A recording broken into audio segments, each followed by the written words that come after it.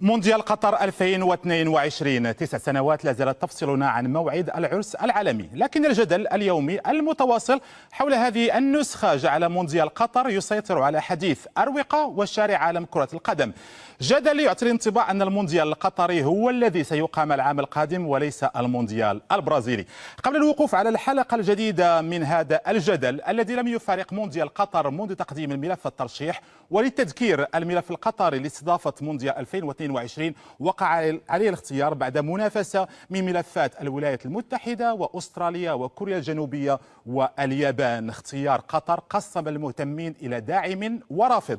مساندو اختيار قطر اعتمدوا في دعمهم على أن كون قطر هي أول بلد عربي وإسلامي يحظى بتنظيم البطولة، إضافة إلى أن تنظيم البطولة في الشرق الأوسط سيبقي على مبدأ المداورة بين القارات التي باتت تعتمد عليها الفيفا، كما أن منح قطر شرف تنظيم البطولة يساهم في نقل المونديال لأماكن غير مسبوقة ويبقي على رياضة كرة القدم كلعبة الكل. بالنسبة للمعارضين لاختيار قطر، الرفض يستمد قوته من عدة عوامل، لكن العامل الأبرز يبقى درجات الحرارة المرتفعة التي تصل خلال بعض فترات الصيف لحوالي 50 درجة مئوية. من طبيعة الحال اللجنة المنظمة القطرية أكدت في أكثر من مناسبة قدرتها على الإيفاء بالوعود التي تضمنها ملف الترشيح فيما يتعلق بأجهزة تبريد في الملاعب والمناطق المخصصة للمشجعين وعدة مرافق أخرى، لكن هذه التأكيدات والوعود لم تمنع عدة أصوات من المطالبة بنقل البطولة من الصيف إلى الشتاء، وهو ما تسبب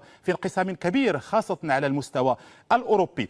أبرز داعمي فكرة إقامة البطولة العالمية بفصل الشتاء تقدم رئيس الاتحاد الأوروبي لكرة القدم الفرنسي ميشيل بلاتيني.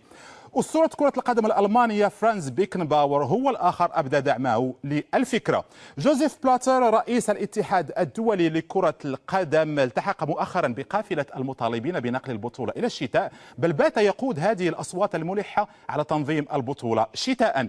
الجدل الكبير حول موعد إقامة المونديال تحول إلى صراع أوروبي بين اتحادات الكرة والدوريات الأوروبية أو الدوريات الممتازة. 5 من أقوى الدوريات الأوروبية، البريمير ليغ الإنجليزية والبوندسليغا الألمانية والليغا الإسبانية والكالشيو الإيطالية والليغ الفرنسية، بعثوا برسالة شديدة اللهجة للاتحاد الدولي الفيفا يعربون فيها عن رفضهم لفكرة إقامة البطولة في الشتاء لما سيكون لذلك من تأثير سلبي على المنافسات المحلية. مقابل ذلك اتحادات كرة القدم تطالب بمونديال شتوي بدعوى أن درجات الحرارة المرتفعة بقطر خلال الصيف ستضر بكل الفعاليات المشاركة وفي مقدمتهم اللاعبين. أبرز مواجهة ضمن هذه الأزمة بين الاتحادات والدوريات تبقى تلك بين الاتحاد الإنجليزي البريمير ليغ واتحاد كرة القدم والاتحاد الإنجليزي لكرة القدم. البعض ذهب لدرجة التأكيد على أن هذه المواجهة ستحدد بشكل كبير مصير المونديال القطري. الاتحاد الإنجليزي عبر رئيسه غريغ دايك أدلى بتصريح شديد اللهجة طلب فيه الفيفا إما بتغيير موعد المونديال ليصبح شتويا أو نقل البطولة لبلد ثاني.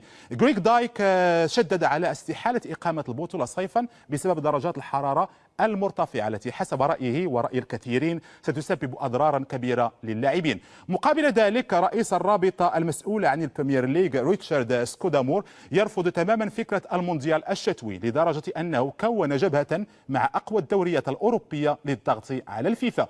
سكودامور لديه عدة أسباب لعدم إقامة البطولة في الشتاء. البريمير ليغ ستخسر مئات ملايين الدولارات من العائدات التلفزيونية والجولات الصيفية خاصة الأسيوية منها. هناك كذلك إفساد برنامج الدوري والتأثير على اللياقة البدنية للاعبين. مصير المونديال القطري من المتوقع أن يتحدد في زيوريخ سويسريا خلال اجتماع للجنة التنفيذية للفيفا ما بين الثالث والرابع من شهر أكتوبر القادم.